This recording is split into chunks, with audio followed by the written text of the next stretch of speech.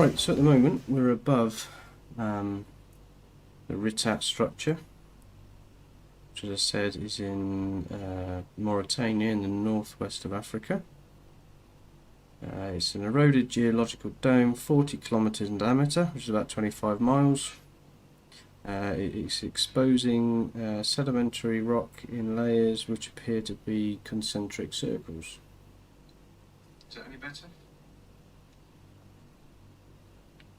It's also rumoured in some quarters to be the site of the lost city of Atlantis.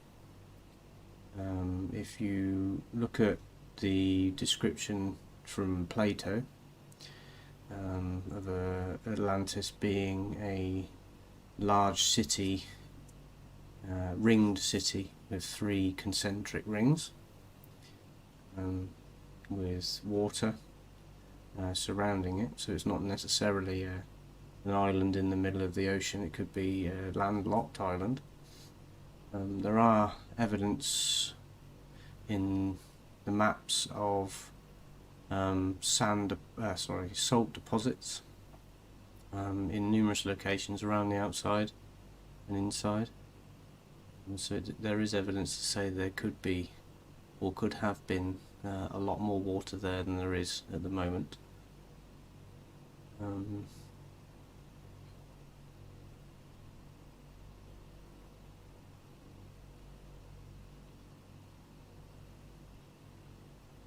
So the Richat, I can't pronounce half these words properly. The Richat structure is a deeply eroded, slightly elliptical dome with a diameter of 40 kilometres. The sedimentary rock exposed in this dome ranges in age from late Proterozoic within the centre of the dome and Ordovician sandstone around the edges. The sedimentary rocks composing this structure dip outward at 10 to 20 degrees. Differential erosion of resistant layers of quartzite has created high relief circular structures. Its centre consists of silicous breccia, no idea what that is, covering an area that is at least 30 kilometres or 19 miles in diameter, so that's kind of the almost 3/4 of it. Exposed within the interior of the Richat structure are a variety of intrusive and extrusive igneous rocks. They include rhyolite, volcanic rocks, grabous carbonates, and kimberlites.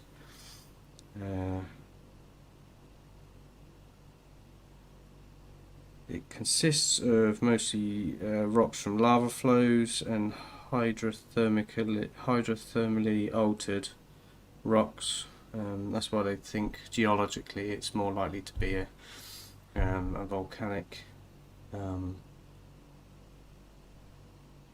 volcanically caused structure. It's obviously not man-made by their opinion, but that's not to say that we, some time in the past, haven't habited it and altered it for our own purposes.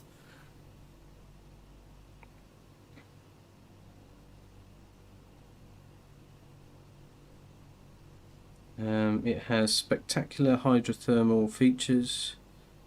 They include the extensive hydrothermal alteration at the centre, which, if you can imagine a mud puddle,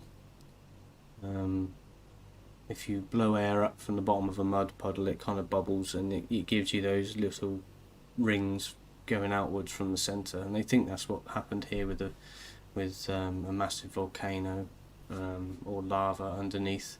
It heated the ground above it, and it kind of just rippled and rippled and rippled, and slowly kind of built up the balloon inside the mud puddle.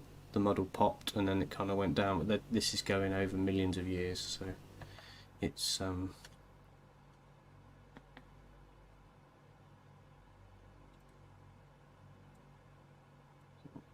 increase the turn a little bit.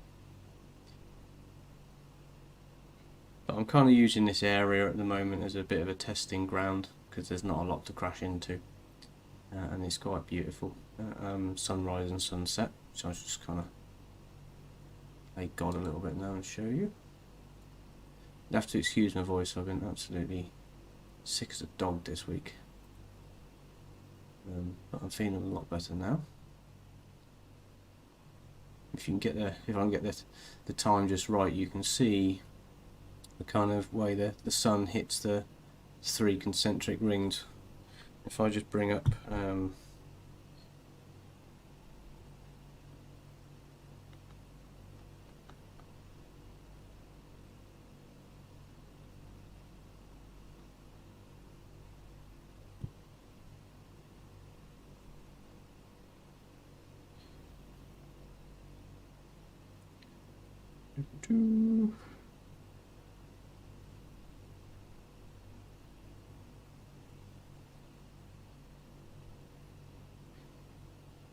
so yeah, basically, if you go off Plato's description from around 360 BC, he basically describes a city of advanced people, not necessarily aliens, that was based on 3 concentric rings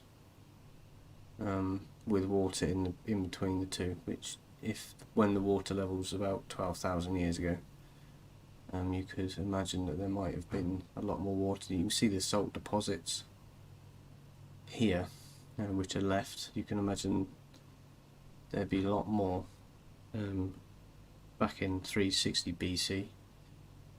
They think this whole area would have been a lot more irrigated and a lot more kind of welcoming to life, which should make people think that there could be a civilization that could have lived here. It's not a gazillion miles away from a coast. I don't know whether this will show me, but you can see the coast here. It's not a bazillion miles away, and if you look here, this make this a bit bigger. This light green area is lowland. This yellow is slightly higher, and obviously the isoline match kind of shows you the outline of the highest closest to me. If you look from where the water is now, it's not a massive stretch of the imagination to think that at some point the water was a little bit higher here and could have had a lot more rivers and streams coming inland, and this would be easily fed by one of these kind of rivers on the way in. Let me just double check which way we're facing. So my left wing is facing towards the sea. So, yeah, so the sea is off in this direction.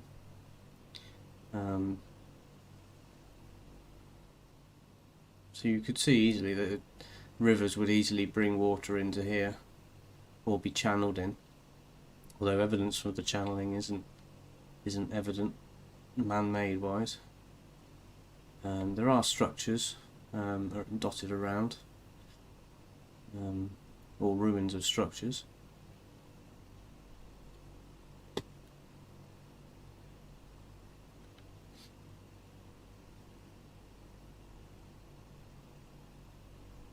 See if I can bring up anything.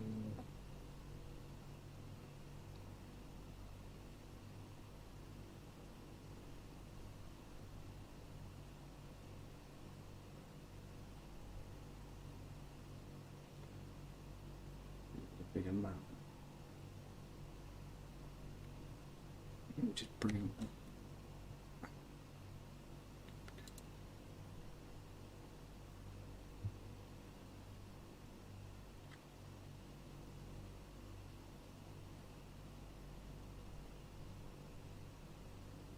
I'm trying to do all this off my iPad, and I'm just thought to myself, why don't I bring it up on the screen, and we can all have a good look and a giggle.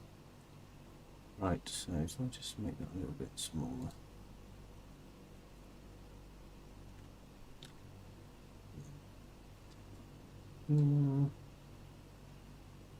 What I want to do is just gonna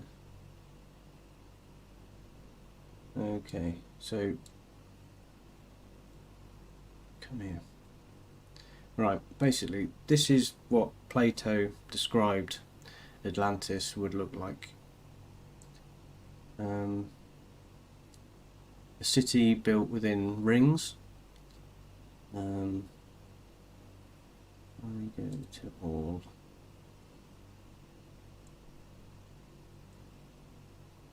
Keep an eye on where the plane's going because we're going to fly away in a minute. Plato told the story of Atlantis around 360 BC. The founders of Atlantis, he said, were half god and half human.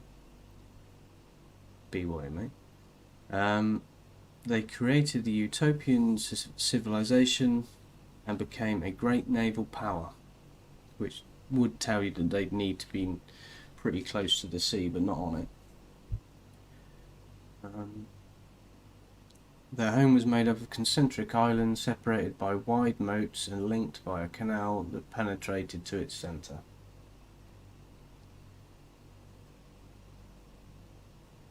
Plato said, if I bring up a map where I am actually.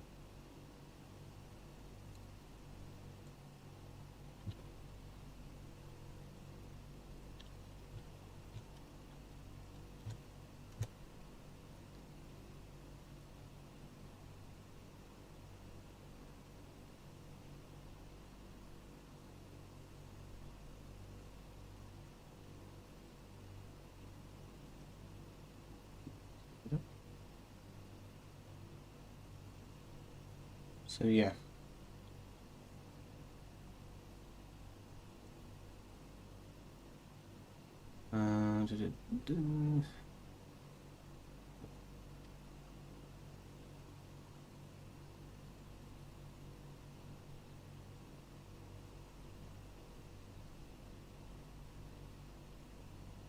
It's off to the other screen a minute.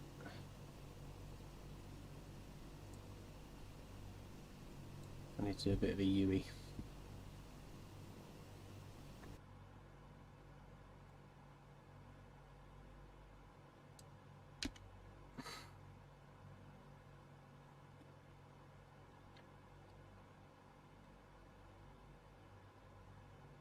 Yeah, I've come over here in a jet already today.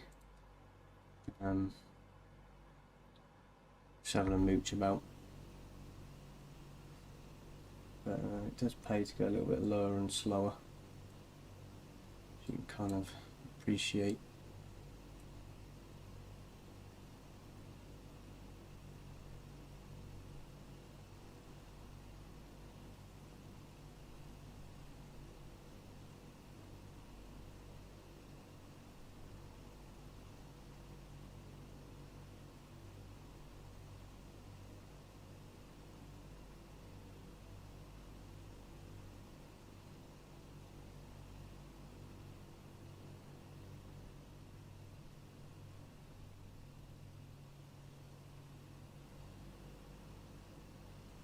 Almost looks like there could have been water in this area just by the erosion patterns on the land. It does look like it's a seabed, but obviously a lot of that is due to sand and wind.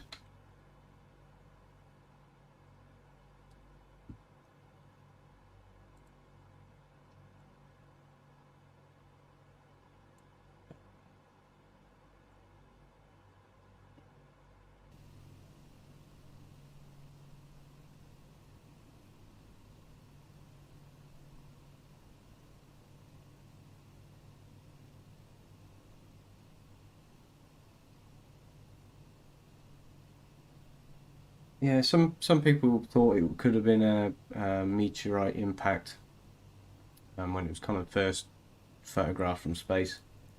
But obviously, looking at the ground, it doesn't contain the kind of things you'd expect from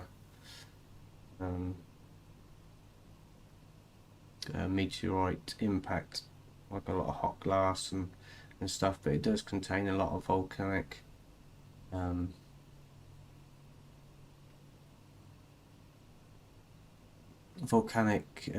produced rock. So they think now it's kind of like a mud puddle, basically, that's had underneath the ground for thousands of millions of years. There's there's been something slowly kind of heating up the ground, causing these concentric kind of bubbles to form, and then pop, and then form, and then pop, and then form, and then pop. So it just kind of gives you this ripple effect outwards from the centre. But yeah, it does. Obviously, there's been a lot of theories pertaining to this being the site of Atlantis. Obviously, it's never been proved. The CIA did a massive investigation into the area purely for magnetic anomalies. What's the word? Geological and magnetic anomalies. But that is the science that they found at the time doing that has been classified, so no one really knows what they found. Just kind of quite interesting.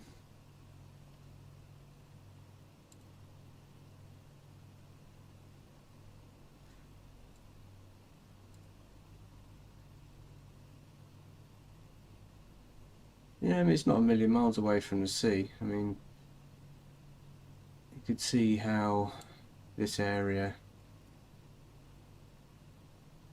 could have been a little bit more kind of waterlogged. I mean, they know for a fact that like Egypt and Cairo was a lot more lush and green at the time.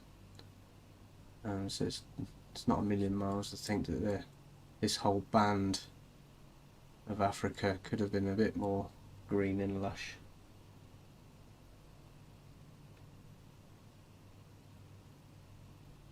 Anyway, back to the important things. It's very beautiful. I'll set the time of day back to normal.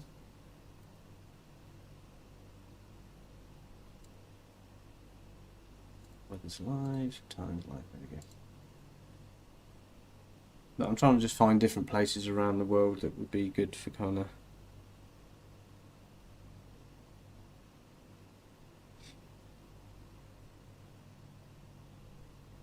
good to fly and show people. I mean, I'm going to try and do some stuff in Brazil. Obviously there's a lot of old temples and things that used to be populated but aren't anymore. So I'm going to try and head back over into Brazil way. Not now, obviously, because that would take like hours. But at the moment we're going to head back towards the airport. So I need to do a bit of a left bank.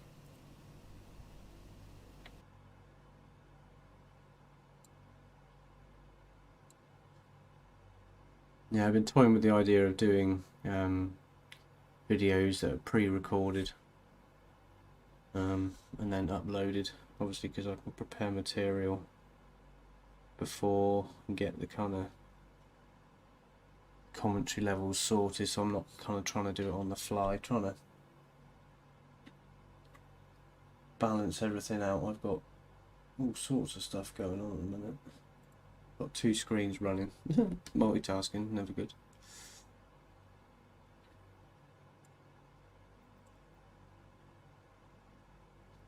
Go over one more time then start heading back.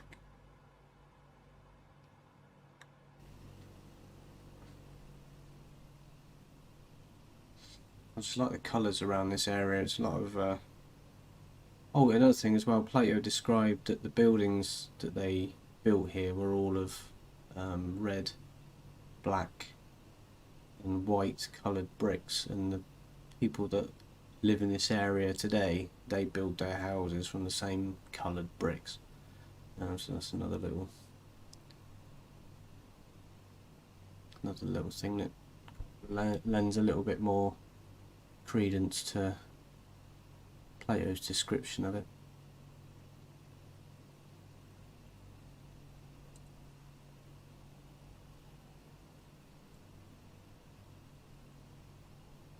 Certainly very stunning.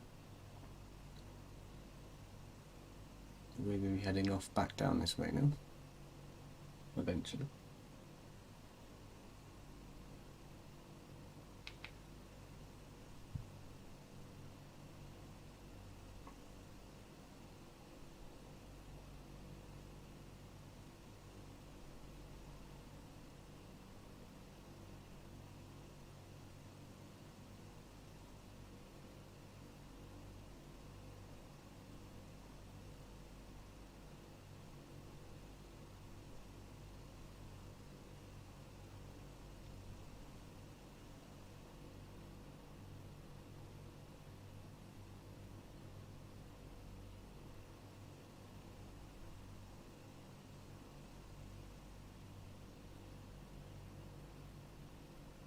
if anyone wants to learn a little bit more about this structure and its possible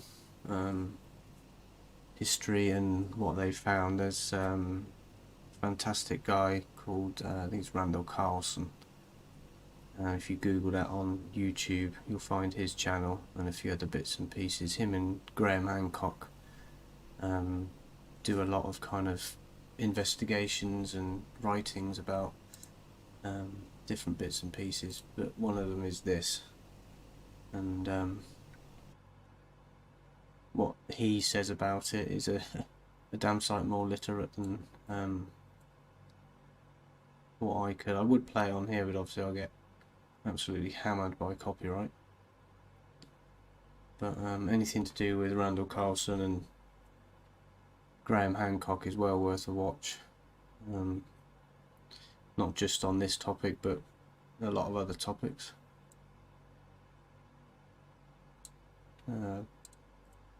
Graham Hancock at the moment is he's written a couple of books on his opinion of a cataclysmic flood that kind of wiped out most of the planet's advanced civilizations about 12,800 years ago.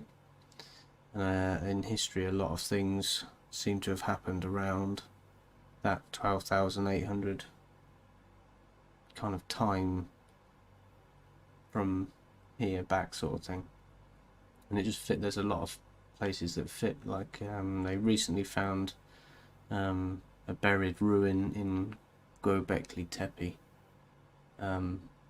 which is dated to that kind of era. That was purposely at that time, they think, from carbon dating the soil, at that time was buried around the time of this cataclysmic flood. And it's just a little bit weird how all these kind of places over the world, things seem to be happening around this time. For the longest time, no one believed that there was a kind of a flood at that time of the years ago, sort of thing.